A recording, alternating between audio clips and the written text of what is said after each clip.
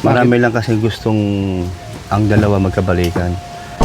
Ngayon, may mga nagpo-post na magkabalikan sila. Huwag kayo maniwala, hindi na po mangyayari yan. Ako lang sa pakiramdam ko eh. Yun ang aking pakiramdam na huwag kayo maniniwala. Ako di ako naniniwala doon.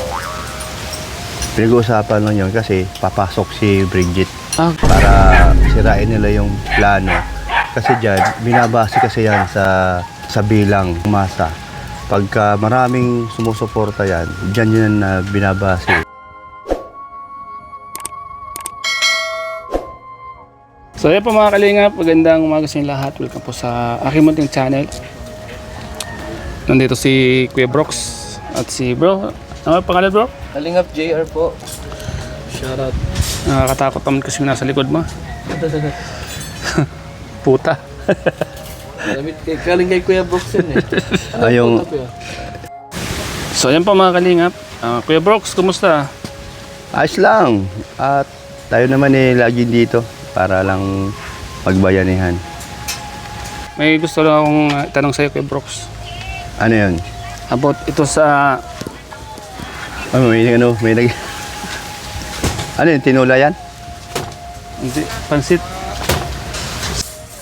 Kuya Brox, anong masasabi mo sa mga nangyayari ngayon? Sa lahat ng mga issue na lumalabas. Naniniwala ka ba? Na may nangyaring ganun? Hindi ako naniniwala na mangyayari ulit ang senaryo na magkabalikan sila. Never na mangyari yan. Bakit? Ang ginawa ni TQ sa partner niya, binastos niya eh. Doon lang sa tulpo na sinabi niya na pati si Kiabal dadamay. Hindi naman kumaga sa side ni Ido yun eh. Na sinabihan niya na manyakis, manyak. Oh, eh bakit naman eh yun ang sinabi niya kay Ido. So si Ido sobrang bait lang. Wala tayong masabi sa kanya. Pero kung mayroon mang rumors na magkaayos, magkabalikan o ano man yung narinig natin about dun sa love team nila, malabo. So meron tayong magandang option ngayon. Pinopromote ko ang Agent. Ay, ganun ba? Oo, mas Bali. bagay sila. Pangalawa, sa tingin ko kay Bridget, hindi kagaya nung isa na napaka super talaga. Super pangit ang ugali. Kaya masasabi ko sa mga edgy dati, move on na lang sila. Huwag yun ang asahan nyo na magkabalikan ba. Hindi na mangyayari yan. Although si Ido mabait, wala kang marinig sa kanya, lagi yung sinasabi na tahimik na lang, move on na lang. Totoo ba yung sinabi niya? Siyempre may mga nasasaktan, mga fanatics baga ng edgy. Yun lang, i-respeto natin. Pero ngayon, kahit ako pinopromote ko, no, iniingay ko o pag-ingayin pa natin itong love team na bago ni Ido. Ano yung masasabi mo dun sa mga kumakalat ngayon na, di ba may mga nababalitan tayo na nagkita daw at maraming nabuhay ng loob, mga supporters ng IDSAY. Ano yung masasabi mo doon? Ano yun? Fake news? Ang masasabi ko dyan, huwag kayo maniwala, fake news yun. Fake news. Marami lang kasi gustong ang dalawa magkabalikan. Ngayon, may mga nagpo-post na magkabalikan sila.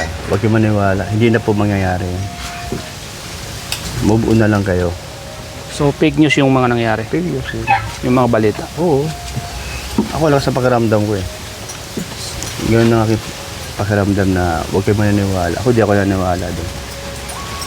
Pinag-uusapan lang yun kasi papasok si Bridget. Ganun ba? Para sirain nila yung plano. Kasi dyan, binabase kasi yan sa bilang sa pangmasa. pagka maraming sumusuporta yan, dyan na binabase sa mga live ng iba natin mga kasamaan sa loob ng Kalingap na reactor. So, ako isa na ako doon na nagpo-promote, no. Yung palang sa lamay ni Kuya Ruben, pinag-usapan namin tatlo yun eh. Ni Kuya Nel sa Kuya James na unti-unti nating i-promote Edgit. So, umpisa tayo doon. Oh, walang pumapansin. Pero ngayon, tingnan mo. Dumadami ang suporta at sumusuporta sa Edgit. Ngayon, doon sa isa nating pinag-usapan, no, na gusto magkabalikan, wag ka na mismo ikaw, wag mo nang asahan yun. Sabi ko sa'yo, hindi na mangyayari na maging sila ulit. Kasi nakitaan na natin ang ugali, no? Napaka terrible yung mga sinasabi niya, mga, di ba? Bastos yung mga gano'n na yan. O, damay na natin yung isa, yung kanyang nanay, dahil yun ang pasimuno. O, nanay ka, tapos ang anak mo hindi mo bibigyan ng magandang payo o asal. So yun naman sabi ko, move on na po, wag na po kayong aasa na sila ay magkakabalikan. Si Edo may sasalita yan. Yun lang. Doon sa sinabi ni Eds, dahil nagtanong si Sir Olives kung ginawa ba daw ni Eds lahat ng paraan para maging maayos, sabi mo doon. Dahil nakikita niya sa mga upload, nakikita ni Eds ang mga sinasabi ng isa. So, na-discourage siya. At ayaw ni Eds na ganun ang mapangasawa mo kung sakali man, ang ugali. Ayaw ni Eds ng ganun. At ayaw ng pamilya ni Eds na ganun ang ugali. Ugaling squatter. Sorry sa term na squatter. Hindi ibig sabihin na squatter masama. Yun lang yung mga ugaling bara-bara magsalita, bara-bara magsabi ng masasakit, no, doon sa partner niya, kay Kuya Bal. So para na mayroon pa ba siyang iniisip na magkabalikan sila ni dalawa ni Eds? So, balabo. Kaya huwag ka lang aasa, girl. Mapapaiya ka lang. Yun lang. Ano naman sasabi mo doon, Kuya Brooks? Dahil maraming nagsasabi na nagsalita na daw si Eds. Dahil matagal siyang nanahimik. Swerte si Sir Olive na na-interview ng ganun si Edo. Si Edo, pihikan yan. Hindi mo basta yan na mapa-interview ng ganun na lang. Siguro, nagsalita na siya dahil sumobra na kasi ang kanyang naririnig.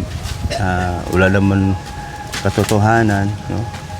So ang mga nasa likod o yung mga soul, diba, nakikinig to is si girl,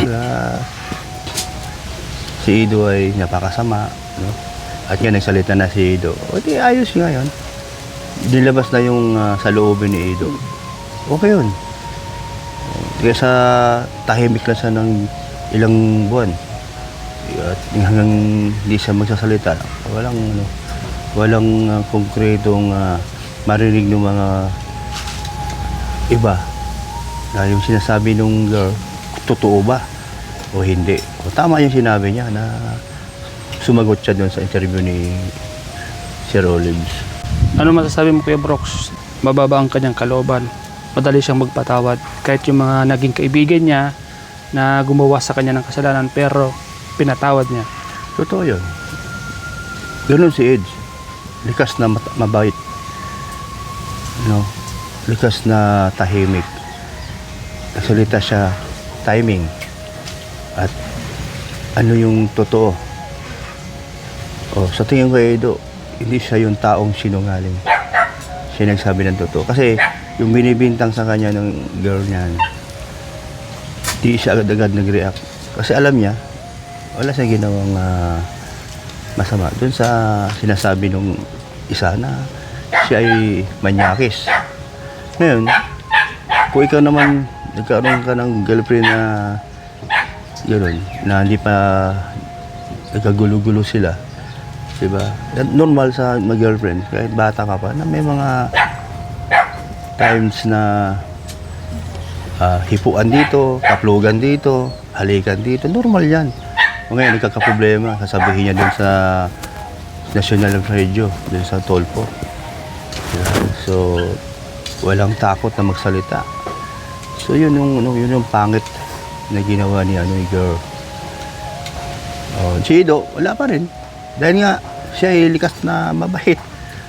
Wala siyang problema dahil hindi siya nagigilty. Yun lang pakiramdam ko sa kanya. Pangkalahatan, Kuya Brooks, kung sakaling kasi tayo, tao lang naman tayo eh. Talagang hindi maiwasan minsan nagkakamali tayo sa isang tao. Halimbawa, kung ikaw ang nagkamali kay Eds, ano yung ipapaabot mo sa kanya? Kung sakali lang. Para sa akin, ang ipaabot ko sa kanya, wala akong sasabihin sa kanyang masama. Yun. At saka, dahil minsan, napamahal ako sa, kung kanya ako yung lalaki, babae, no? Minsan napamahal ako sa kanya. So, may pinagsamahan kayo. Dapat mong sirain sa national, TV. Kasi, kung ginawa mo yun, nasana yung totoong pagmamahal mo sa kanya, totoong malasakit mo sa kanya. So, ibig sabihin na peke. Dapat tinignan niya yung respeto. Respeto nila sa isa't isa. Isa pa yung pinaka-importante, respeto talaga. Kung mayroon Sana silang nga. pinagsamahan. Oh, may pinagsamahan eh. Kung mayroon silang pinagsamahan, dapat Ang respeto. tawag ko sa kanya, bastos, itong girl. Mana sa nanay. O, totoo man, nakikita man natin yan sa mga interview niya, sa mga ginagawa niya, at sa mga pinupush nila. Sila rin naman ang naglabasan ng mga bako. Oh, si Ido, wala akong masabi dyan. Napaka-respetadong tao yan. Hindi mo ata na palaki ng maayos yan. Hindi rin eh, nasa tao din eh. Nasa tao.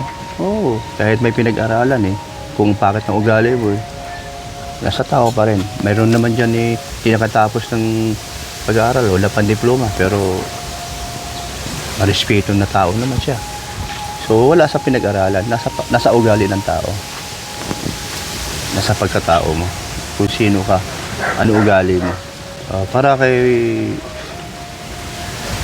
Kalingap Edo, tama ang ginagawa mo. Timing lagi, mga sinasabi mo sa mga nag-interview sa'yo, tuloy mo lang yung ugaling ganun habang buhay mo yung dala-dala. Magkapamilya ka, makikita ng mga anak mo na ganun ka talaga, maraming hahanga pa sa'yo. At pati mga anak mo, pamilya mo, ganun ka talaga na hindi ka balasubas, hindi ka yung taong papigla-bigla magsalita. Tuloy mo lang yun. Masabi ko sa'yo,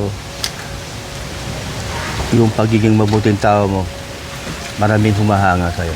Yan. Tuloy lang. Huwag magbago. At ako, pakiramdam ko, isa na ako sa mga nagpo-promote ditong bago mong love team. Ejit.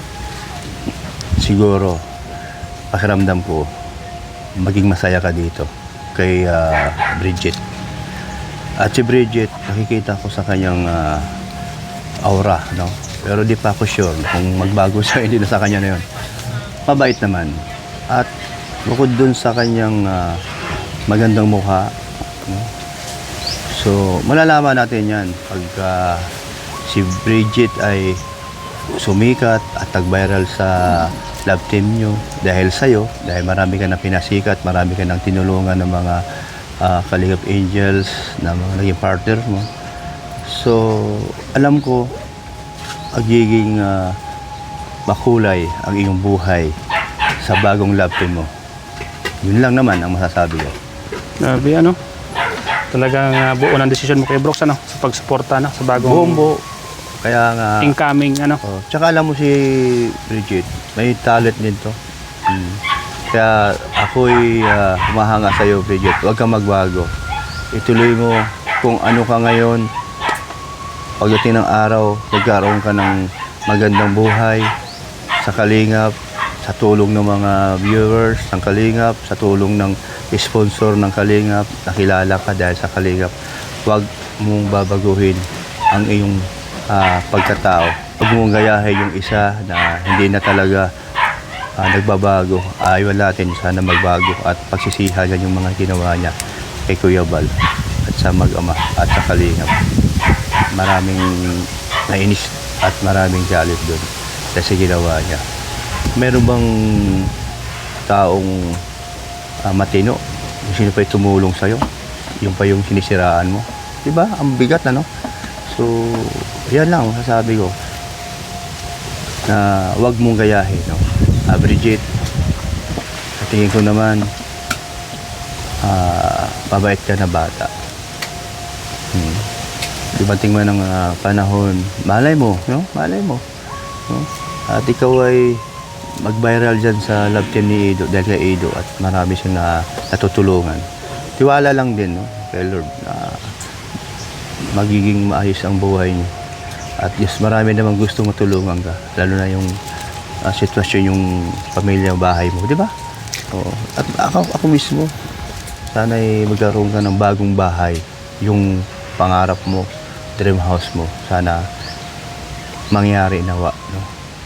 Siyempre, huwag mo kalimutan mag-pray at huwag kang susuko sa mga madadala o magpadala o maghina ka sa mga baser. Normal yan. Huwag ka lang mag-react. Gayahin mo yung iba mong mga kasamahan na Kalingap Angels na hindi sila nagsasalita, hindi sila na puwapatol sa mga baser. Sino yon? Carla. Joy. Sino pa ba yung iba na hindi pumapatol sa mga baser? Isa ka na dyan. Huwag mo patulan para hindi masira ang image mo. Okay? Yun. Kuya Brooks, salamat sa napakagandang mensahe at mga payo mo kay Eds at sa mga nabanggit mo dito. Yan. Salamat Kuya Brooks sa time at pinagbigyan mo. Pinaunlakan mo yung interview ko sa iyo. Thank you din naman. Salamat Kuya Brooks. Okay. Mga Kalingap, suportahan natin Kuya Brooks.